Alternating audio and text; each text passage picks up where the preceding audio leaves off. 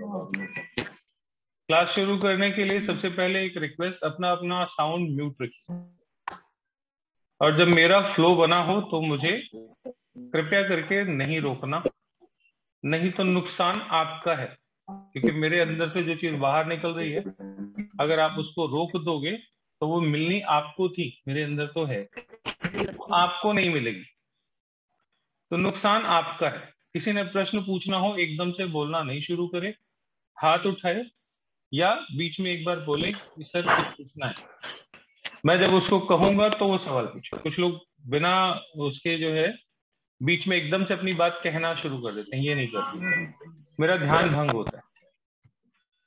ठीक है, ये एक छोटी सी रिक्वेस्ट है मेरी तरफ से, ये आपके फायदे के लिए है। मुझे जितना अच्छा एटमॉस्फेयर दोगे आप मेरे से उतना ज्यादा ले पाओगे, मेरे को डिस्टर्ब करोगे नुकसान आपका। ठीक है, तो मुझे अच्छे बच्चों की तरह रहो तो मास्टर जी खुश रहेंगे, सीधी सीधी सी बात। म्यूट कर लीजिए सब लोग, कुछ आवाजें अभी भी आ रही हैं। और आज की क्लास शुरू करने से पहले 2 मिनट के लिए ईश्वर का ध्यान, आप जिसको भी मानते हैं, जिनको भी चाहते हैं उनका ध्यान करेंगे, और उनसे रिक्वेस्ट करेंगे कि वो हमारे साथ रहें, क्योंकि हम सीखते सिर्फ तभी हैं जब वो हमारे साथ होते हैं, नहीं तो दुनिया की कोई ताकत हमें कुछ सिखा नहीं सकती। 3 गहरी सांसें लेंगे, छोड़ेंगे आंख बंद करके, और अपने ईश्वर को ध्यान करेंगे।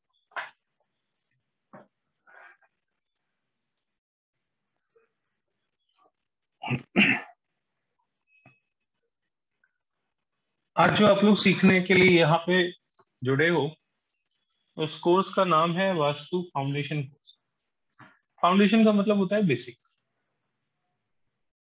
जहां से ABCD पढ़ना शुरू हम करते हैं उसको फाउंडेशन बोलते हैं। नर्सरी की क्लास है ये। तो सबसे पहले रिक्वेस्ट तो ये है कि ये नर्सरी की क्लास है, ये हमेशा अपने मन में रखिएगा, कहीं इसी को MBBS की किताब समझ के किसी का इलाज नहीं करना। ठीक है, मैं आचार्य की, डॉक्टरेट की डिग्रियां नहीं बांटता, ये कोर्स कर लो तो आचार्य बना दूंगा और ये कर लोगे तो पता नहीं क्या बता दूंगा। आप अभी बेसिक पे हो तो बेसिक सीखिए। ठीक है, बेसिक में हम कोर्स कर रहे हैं वास्तु का, तो सबसे पहले ये जान लेना जरूरी है कि वास्तु असल में होता क्या।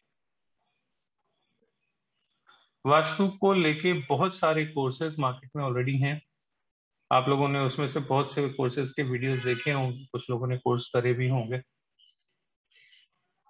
लेकिन रूट्स जो हैं उनके बारे में पता होना बहुत जरूरी है। और ये बहुत ही साइंटिफिक तरीके से हमारे बड़ों ने लिखा है, जिसको आज के जमाने में अलग अलग तरीके से कोड डिकोड करना सब लोगों ने किया अपने अपने लेवल पे, लेकिन फाउंडेशन सबकी एक ही है। फाउंडेशन क्या है? फाउंडेशन ये है कि एक किसी भी स्ट्रक्चर का जब निर्माण होता है, वो स्ट्रक्चर एक शहर भी हो सकता है, एक इंडस्ट्री भी हो सकती है, एक पार्क भी हो सकता है, एक घर भी हो सकता है, एक दुकान भी हो सकती है। कोई भी स्ट्रक्चर जब हम खड़ा करते हैं तो वो एक सर्टेन इक्वेशन पे बेस्ड हो जाता है, बाय डिफॉल्ट हो जाता है। वो जो सिस्टम है उसको हम वास्तु से रिलेट। वास्तु में एक जो सबसे मोस्ट पॉपुलर एक जो चीज है बेसिक में, वो है वास्तु पुरुष।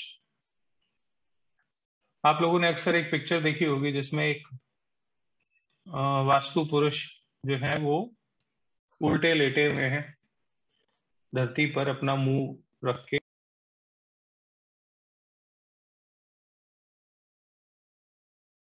और उसको हम वास्तु पुरुष बोलते हैं। तो ये वास्तु पुरुष क्या होता है?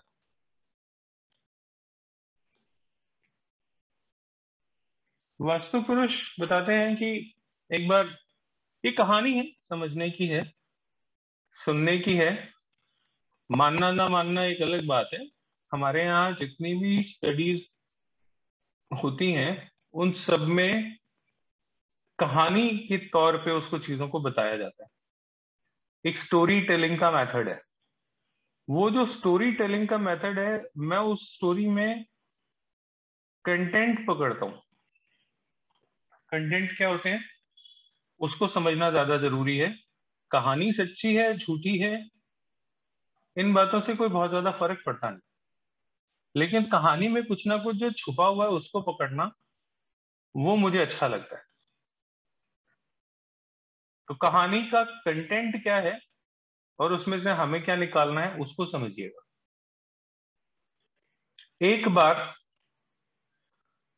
भगवान देवताओं की और राक्षसों की आपस में लड़ाई हुई। जब इन दोनों के बीच में आपस में युद्ध हो रहा था, तो जो हमारे यहाँ बोला गया है कि ब्रह्मा जी जो हैं वो सृष्टि की रचना करते हैं, तो उनके पसीने की एक बूंद वो गिरी और एक रूप ले लिया उसने। तो जो देवता और राक्षस आपस में लड़ रहे थे वो कंफ्यूज हो गए। देवताओं ने सोचा कि एक नया राक्षस आ गया, राक्षस ने सोचा एक नया देवता आ गया, और इस कंफ्यूजन में देवता और राक्षस दोनों ही उस बूंद के ऊपर चढ़ बैठे। वो बूंद एक पुरुष के आकार में आ गई थी ऐसा बताते हैं, उसको हमने वास्तु पुरुष बोला।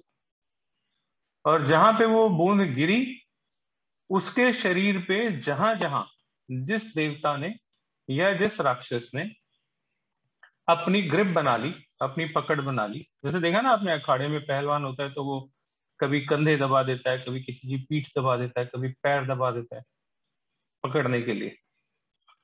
तो ऐसे ही किसी देवता और किसी राक्षस ने कोई कोई हिस्सा शरीर का पकड़ लिया। जहां जहां पे उसने वो पकड़ा, देवताओं ने जो हिस्सा पकड़ा, राक्षसों ने जो हिस्सा पकड़ा, वो उसका अपना फील्ड माना गया कि ये मेरा इलाका है और मैंने इसके शरीर को दबा दिया। इस तरीके से कुछ वहां पे उन्होंने बताया। अब ये तो है कहानी। इस कहानी में सार क्या है, तथ्य क्या है? इस तरीके का होता है वास्तु पुरुष, और इसके ऊपर अलग अलग जगह पे कब्जा करके बैठे हैं। आंखें इसकी इसलिए नहीं बनी क्योंकि ये औंधे मुंह जिसको हम बोलते हैं वैसे गिरा है। ये वाली दिशा इसकी ईस्ट है, ये वेस्ट है। ऑब्वियस है कि ऊपर नॉर्थ हो जाएगा और नीचे साउथ हो जाएगा। इस तरीके से वास्तु पुरुष गिरा था, और इसके ऊपर शरीर के जगह जगहों पे देवता और राक्षस आपस में पोजीशन लेके बैठ गए। आप लोगों ने सुना होगा, हमारे में बोलते हैं कि 33 करोड़ देवी देवता है। असल में करोड़ नहीं है, ये गलत इंटरप्रिटेशन है। बताया गया है कि 33 कोटि देवता है। कोटि का मतलब करोड़ भी होता है, कोटि का मतलब प्रकार भी। प्रकार मतलब कितनी तरह के, जिसको सिंपल भाषा में अगर बोले तो 33 प्रकार की पॉजिटिव एनर्जीज होती हैं, जिसको हमारे यहाँ 33 प्रकार के देवताओं का नाम दिया। और 12 तरीके की नेगेटिव एनर्जीज होती है, जिसको राक्षस कहा गया। तो 33 तरह के और 12 तरह के, टोटल कितने एनर्जी फील्ड्स हो गए दोनों मिला के? 45। 45 एनर्जी फील्ड्स, ये बेसिक रूट्स हैं हमारे जीवन में, आधार है। हम सब इन्हीं 45 एनर्जी सिस्टम्स का मैनेजमेंट अपने जीवन में भोगते हैं। कभी किसी की कोई एनर्जी बढ़ी हुई होती है और कभी किसी की कोई एनर्जी बढ़ी हुई होती है। किसी की सात्विक एनर्जी बढ़ जाती है, किसी की तामसिक एनर्जी बढ़ जाती है। तो सात्विक और तामसिक क्या है? वही देव और दानव की कहानी। किसी में दानव ज्यादा एग्रेशन आ गया और देवता सुस्त पड़ गए। किसी में सात्विक ज्यादा हो गया, तामसिक मंद हो गया, तो आदमी ज्यादा आध्यात्मिक हो जाएगा, देवता एनर्जी फील्ड उसके ज्यादा एक्टिव होंगे। लेकिन हम सब इन्हीं 45 एनर्जीज का एक कॉम्बो है।